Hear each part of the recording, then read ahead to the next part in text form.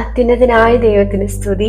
ഈ നല്ല ദിവസത്തിൽ ഇത് കേൾക്കുന്ന എല്ലാവരുടെയും ജീവിതത്തിൽ കർത്താവിന്റെ സാന്നിധ്യവും സ്നേഹവും അനുഭവിച്ചറിയുവാൻ കഴിയട്ടെ എന്ന് പ്രാർത്ഥിച്ചുകൊണ്ട് ഇന്ന് കർത്താവ് തന്ന വചനത്തിലേക്ക് കടക്കുന്നു. ഇരുട്ടിൽ കിടന്ന ജനം കണ്ട വെളിച്ചം, ഇതാവട്ടെ ഇന്നത്തെ വിഷയത്തിന്റെ തലക്കെട്ട്. യഥാർത്ഥത്തിൽ എൻ്റെ ജീവിതത്തിലും കർത്താവിനെ കാണാതെ കഴിഞ്ഞ ഒരു കാലഘട്ടം ഉണ്ടായിരുന്നു. ആ കാലഘട്ടത്തെ കുറിച്ച് ഇന്ന് ഞാൻ ചിന്തിക്കുമ്പോൾ പൂർണ്ണമായി അന്ധകാരത്തിൽ ജീവിച്ച ഒരു കാലഘട്ടമായിരുന്നു. എന്നാൽ എന്നാണോ ഞാൻ യേശു കർത്താവിന്റെ മുഖം കണ്ടത്, അന്നു മുതൽ ഞാൻ പ്രകാശം കണ്ടു എന്ന് വേണം പറയാൻ. കാരണം ഈ സ്നേഹം അനുഭവിച്ചറിയുവാൻ കഴിഞ്ഞതാണ് എൻ്റെ ഈ ജീവിതത്തിലെ ഏറ്റവും വലിയ ഭാഗ്യമായി ഞാൻ കരുതുന്നത്. യേശുവിനെ കണ്ടുമുട്ടിയാൽ സകലതും നേടി എന്നാണ് എൻ്റെ അഭിപ്രായം. ഈ ഭൂമിയിലുള്ള എന്തെങ്കിലും നേടിയെടുക്കുന്നത് ഒരു മഹത്തായ കാര്യമാണെന്നൊക്കെ അന്ധകാരത്തിൽ കഴിയുമ്പോൾ നമുക്ക് തോന്നും. എന്നാൽ നമ്മുടെ ആത്മാവ് നിരന്തരം നശിച്ചുകൊണ്ടിരിക്കുന്ന വല്ലാത്ത ഒരു സമയത്തിൽ കൂടിയാണ് നാം കടന്നു പോകുന്നത്. എന്നാൽ എപ്പോഴാണോ ദൈവത്തിന്റെ ആത്മാവ് നമ്മളെ ആകർഷിച്ച് ആ വാത്സല്യത്തിലേക്ക് അടുപ്പിക്കുന്നത്, അതിനുശേഷം ഈ ഭൂമിയിലുള്ളതൊന്നും നമ്മളെ ആകർഷിക്കാതെയാവും. ആ സ്നേഹം അനുദിനം നമ്മളെ ചേർത്ത് പിടിക്കും. ആ സ്നേഹത്തിലേക്ക് നമ്മൾ ആഴത്തിൽ അടുക്കുന്നത് നമുക്ക് തന്നെ സ്വയം തിരിച്ചറിയുവാൻ കഴിയും. അന്ധകാരത്തിൽ കഴിഞ്ഞ കാലത്തെ ചിന്തകളെ പോലെയല്ല യേശു കർത്താവിനെ കണ്ടതിന് ശേഷമുള്ള ചിന്തകൾ. നമുക്ക് ആരോടും പരിഭവം ഇല്ലാതെയാവും, നമുക്ക് ദുഃഖമില്ലാതെയാവും, നിരാശയില്ലാതെയാവും. സാഹചര്യങ്ങൾ എപ്പോഴും നമ്മളെ നിരാശപ്പെടുത്തുവാനും ദുഃഖിപ്പിക്കുവാനും ശ്രമിച്ചുകൊണ്ടിരിക്കുമ്പോഴും ആ സാഹചര്യങ്ങൾ പരാജയപ്പെടുന്നതല്ലാതെ നാം പരാജയപ്പെടാതെയാകും. ഇതാണ് യേശു കർത്താവിനെ കണ്ടുമുട്ടിയതിനു ശേഷമുള്ള എൻ്റെ ജീവിതാനുഭവം. ആളുകൾ നമ്മളെ ഒറ്റപ്പെടുത്തുമ്പോഴും ദുഃഖിപ്പിക്കുമ്പോഴും കരയിപ്പിക്കുമ്പോഴും ഒക്കെ അന്ധകാരത്തിൽ കിടന്ന സമയത്ത്, യേശു കർത്താവിനെ അറിയാതിരുന്ന സമയത്ത് നമുക്ക് അവരോടൊക്കെ ദേഷ്യം തോന്നും, നമുക്ക് അവരോട് പക തോന്നും, നിരാശ തോന്നും. എന്നാൽ യേശു കർത്താവിനെ കണ്ടുമുട്ടിയതിനു ശേഷം നമ്മെ ആര് ദുഃഖിപ്പിച്ചാലും ആര് നിന്ദിച്ചാലും നമുക്ക് തോന്നുന്ന ഒരു പ്രത്യേക ഫീലിംഗ് എന്താണെന്ന് വെച്ചാൽ, എന്നെ ആര് ദുഃഖിപ്പിച്ചാലും ചേർത്ത് പിടിക്കുന്ന ഒരു ദൈവമുണ്ട്, എന്നെ അനാഥയായി വിട്ടയക്കുകയില്ലെന്ന് ഉറപ്പ് പറഞ്ഞൊരു ദൈവമുണ്ട്. ആരെന്നെ സ്നേഹിച്ചില്ലെങ്കിലും ആരെന്നെ കേൾക്കാൻ സമയം കണ്ടെത്തിയില്ലെങ്കിലും എനിക്ക് വേണ്ടി എപ്പോഴും ഉറങ്ങാതെ മയങ്ങാതെ കാത്തിരിക്കുന്ന ഒരു ദൈവമുണ്ട്. ഞാൻ ഏതു നേരത്ത് എൻ്റെ ദുഃഖം പറഞ്ഞാലും എൻ്റെ അടുത്തിരുന്ന് എന്നെ ആശ്വസിപ്പിക്കുന്ന വചനങ്ങൾ തന്ന് എന്നെ വീണ്ടും ബലപ്പെടുത്തി, എന്നെ വീണ്ടും ശക്തിപ്പെടുത്തി, എന്റെ കാലുകൾ മൺപേടക്കാൽ വേഗം തന്ന് എന്നെ വീണ്ടും മുൻപോട്ട് നടത്തുന്ന ഒരു ദൈവമുണ്ട്. ഈ മനുഷ്യരുടെ സ്നേഹവും ഈ ലോകം തരുന്ന ആശ്വാസവും ഒക്കെ മാറിപ്പോവും. എന്നാൽ കർത്താവ് തരുന്ന സമാധാനം അതൊരു നാളും മാറിപ്പോകത്തില്ല. ആകാശം മാറിയാലും ഭൂമി മാറിയാലും നമ്മെ വിട്ട് മാറാത്തതൊന്നുണ്ടെങ്കിൽ അത് യേശു കർത്താവിന്റെ സ്നേഹം മാത്രമാ. കർത്താവിന് നമുക്ക് തിരികെ കൊടുക്കാനുള്ളത് നിഷ്കളങ്കമായ സ്നേഹം മാത്രമാ, ഹൃദയം തുറന്ന സ്നേഹം. അതെപ്പോഴും എല്ലാവർക്കും കൊടുക്കുവാൻ സാധിക്കട്ടെ എന്ന് പ്രാർത്ഥിക്കുന്നു. സാഹചര്യങ്ങൾ ഒരിക്കലും നമ്മുടെ പിതാവിന്റെ അടുക്കൽ നിന്നും നമ്മളെ അകറ്റുന്നതായി മാറാതെ ഏത് സാഹചര്യം വന്നാലും ഒരല്പം കൂടി ഈ കർത്താവിനോട് ചേർന്നിരിക്കുവാനുള്ള കൃപ ദൈവം നമുക്കെല്ലാം ധാരാളമായി തരട്ടെ എന്ന് പ്രാർത്ഥിച്ചുകൊണ്ട് ഇന്നത്തെ ഭാഗത്തിലേക്ക് കടക്കുന്നു. സെബൂലൂൻ ദേശവും നഫ്താലി ദേശവും കടൽക്കരയിലും യോർദാൻ അക്കരെയുള്ള നാടും ജാതികളുടെ ഗലീലയും ഇങ്ങനെ ഇരുട്ടിലിരിക്കുന്ന ജനം വലിയൊരു വെളിച്ചം കണ്ടു. മരണത്തിന്റെ ദേശത്തിലും നിഴലിലും ഇരിക്കുന്നവർക്ക് പ്രകാശം ഉദിച്ചു. ഗലീല എന്ന ദേശത്തെ കുറിച്ചാണ് ഈ വാക്യത്തിൽ പരാമർശിക്കുന്നത്. ഗലീലയും ചുറ്റുപാടുമുള്ള നാടും ജാതികളുടെ പട്ടണങ്ങളാണ് എന്നാണ് ബൈബിൾ പറയുന്നത്. അത് ഇരുട്ടിന്റെ ദേശമാണെന്ന് തിരുവചനം പറയുന്നു. അത് മരണത്തിന്റെ നാടാണെന്നും മത്തായി എഴുതിയ സുവിശേഷത്തിൽ നാം വായിക്കുന്നു. ഗലീല ഇരുട്ടിന്റെ ദേശമാണെന്ന് പറയുമ്പോൾ അവിടുത്തെ ആത്മീയ ഇരുട്ടിനെയാണ് അതുകൊണ്ട് അർത്ഥമാക്കുന്നത്. ജീവിതത്തിലെ പരാജയപ്പെട്ടവരുടെ നാടാണ് ഗലീല. ആ പട്ടണവും ചുറ്റുപാടുമുള്ള ദേശങ്ങളും തകർന്ന നാടുകളാണ്. മരണത്തിന്റെ നിഴൽ വീണു എന്ന് പറയുമ്പോൾ മരണം നിഴൽ പോലെ ആ പട്ടണത്തെ പിന്തുടർന്നു എന്ന് മനസ്സിലാക്കാം. ദുഃഖവും മുറവിളിയും നിറഞ്ഞു നിന്ന ദേശങ്ങൾ. ജാതികളുടെ ഗലീല എന്ന വിളിപ്പേരിൽ നിന്നും വിഗ്രഹാരാധനയും അനാചാരങ്ങളും ആഭിചാരവും അവിടെ ഉണ്ടായിരുന്നു എന്ന് കരുതാം.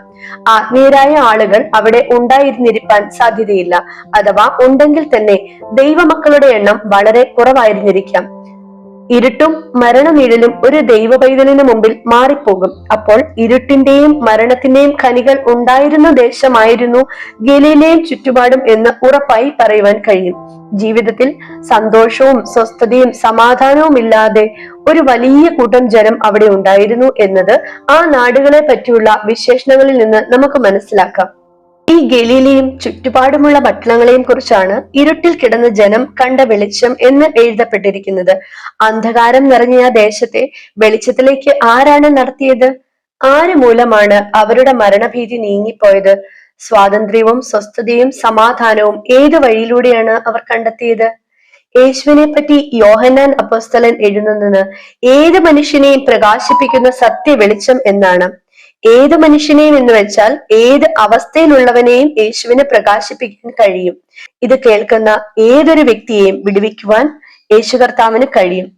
ഏത് ഭാരത്തിൽ നിന്നും പുറത്തു കൊണ്ടുവരുവാൻ യേശു കർത്താവിന് കഴിയും.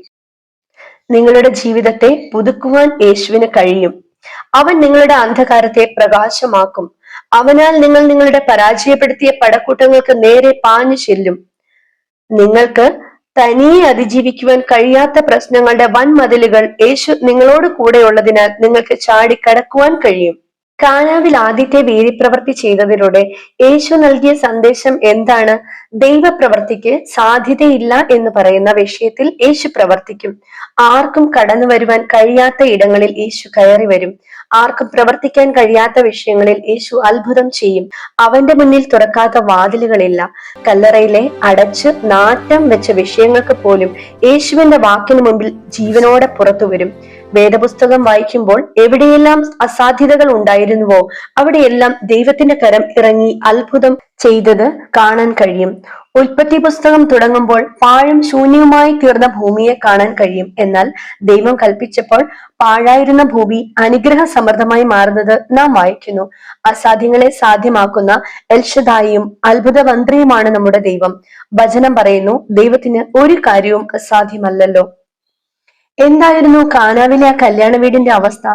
കല്യാണ വീട് എന്ന നിലയിൽ ആ വീട് നിറവിന്റെ ഭവനമാകേണ്ടതായിരുന്നു. എന്നാൽ ഇരുട്ടിന്റെ പട്ടണമായ ഗലീലയിലെ ആ വീട് ശൂന്യതയുടെ സ്ഥലമായി മാറി. യഹൂദന്മാരുടെ പ്രമാണം അനുസരിച്ച് ഒരു ഭവനത്തിൽ ആഹാര സാധനങ്ങൾ തീർന്നു പോയാൽ അത് ശാപമാണ്. ആ കുടുംബം വേദനയുടെ നിഴലിലായി തീർന്നു. ആ നാട്ടിൽ അവർ അപമാനിതരായി തീരേണ്ടതായിരുന്നു. തക്ക സമയത്ത് യേശു അവർക്കായി പ്രവർത്തിച്ചു. യേശു ഒരിക്കലും നേരത്തെ പ്രവർത്തിക്കില്ല, ഒട്ടും വൈകിയും പ്രവർത്തിക്കില്ല. ശരിയായ സമയത്തായിരിക്കും കർത്താവ് പ്രവർത്തിക്കുന്നത്. ഗലീലയിലെ ഒരു വീട്ടിൽ മാത്രമാണോ കർത്താവ് പ്രവർത്തിച്ചത്? തിരുവചനം പറയുന്നു, പിന്നെ യേശു ഗലീലിലൊക്കെയും ചുറ്റി സഞ്ചരിച്ചുകൊണ്ട് അവരുടെ പള്ളികളിൽ ഉപദേശിക്കുകയും ദൈവരാജ്യത്തിന്റെ സുവിശേഷം പ്രസംഗിക്കുകയും ജനത്തിലുള്ള സകലത്തെ ദീനത്തെയും ദുഃഖത്തെയും സൗഖ്യമാക്കുകയും ചെയ്തു. അവന്റെ ശ്രുതി സുറിയയിലൊക്കെയും പരന്നു. ഗലീല, ദെക്കപ്പൊലി, യെരുശലേം, യഹൂദ്യ, യോർദാൻ അക്കരെ എന്നീ ഇടങ്ങളിൽ നിന്ന് വളരെ പുരുഷാരം അവനെ പിന്തുടർന്നു. ഇരുട്ടിലിരുന്ന ജനം വെളിച്ചം കണ്ട സന്തോഷത്തിലായി. യേശു ചുറ്റി സഞ്ചരിച്ചു. അതായത് വെളിച്ചം ഇരുട്ടിലേക്ക് ഇറങ്ങിച്ചെന്നു. വെളിച്ചത്തിന് മുൻപിൽ ഇരുളിന് നിൽക്കാൻ കഴിയില്ല. ഇന്ന് ഈ ലോകം നമ്മളുടെ മുൻപിൽ വെച്ചിരിക്കുന്ന ഏത് സമ്മർദ്ദം നിറഞ്ഞ സാഹചര്യവും ഇരുട്ടിനോട് ഉപമിക്കാം. ആ ഇരുട്ടിലേക്ക് ഇറങ്ങി വരുന്നവനാണ് നമ്മുടെ സ്നേഹവാനായ കർത്താവ്. അപ്പോൾ സാത്താൻ ചവച്ചു തുപ്പിയ ആയിരങ്ങൾ വിടുവിക്കപ്പെട്ടു. ഇരുട്ടിലിരുന്ന ജനം വലിയൊരു വെളിച്ചം കാണുക മാത്രമല്ല, അത് അനുഭവിക്കുകയും ചെയ്തു. ഇത് കേൾക്കുന്ന എന്റെ പ്രിയ സഹോദര സഹോദരി, ലോകം നിങ്ങളെ കൈവിട്ടാലും മറ്റുള്ളവർ നിങ്ങളെ നോക്കി പരിഹസിച്ചാലും കൈവിടാത്ത യേശുവിന് നിങ്ങളെ വിടുവിക്കുവാൻ കഴിയും. ഒരു സാധ്യതയുമില്ലാത്ത വിഷയങ്ങളിലും യേശു നിങ്ങൾക്കായി അത്ഭുതം ചെയ്യും. നിങ്ങൾ ഇരുട്ടിലാണോ, ദുഃഖത്തിലാണോ, ശാപത്തിലാണോ, വേദനയിലാണോ, ഒറ്റപ്പെടലിലാണോ? നിങ്ങളുടെ ഏത് ദുഃഖത്തെയും ഏത് ശാപത്തെയും ഏത് വേദനയും യേശു അനുഗ്രഹമാക്കി മാറ്റും. പിശാചി നിങ്ങളുടെ ജീവിതത്തിൽ തിന്മയ്ക്കായി വിതച്ചതിനെ പോലും യേശു നന്മയ്ക്കായി രൂപാന്തരപ്പെടുത്തും. സമാധാനമില്ലാത്ത വീടുകൾക്ക് യേശു കർത്താവ് സമാധാനം തരും. ഗലീല എന്ന ദേശം ഇരുട്ടിൽ കിടന്നതായിരുന്നു. എന്നാൽ യേശു അവിടെ ചെന്നപ്പോൾ ആ ദേശം വലിയൊരു വെളിച്ചം കണ്ടു. ആ യേശു എനിക്കായും നിങ്ങൾക്കായും അത്ഭുതം പ്രവർത്തിക്കും. അതിന് പരിശുദ്ധാത്മാവ് നമ്മളെ സഹായിക്കട്ടെ എന്ന് പ്രാർത്ഥിച്ചുകൊണ്ട് ഈ ഭാഗം ഇവിടെ അവസാനിപ്പിക്കുന്നു.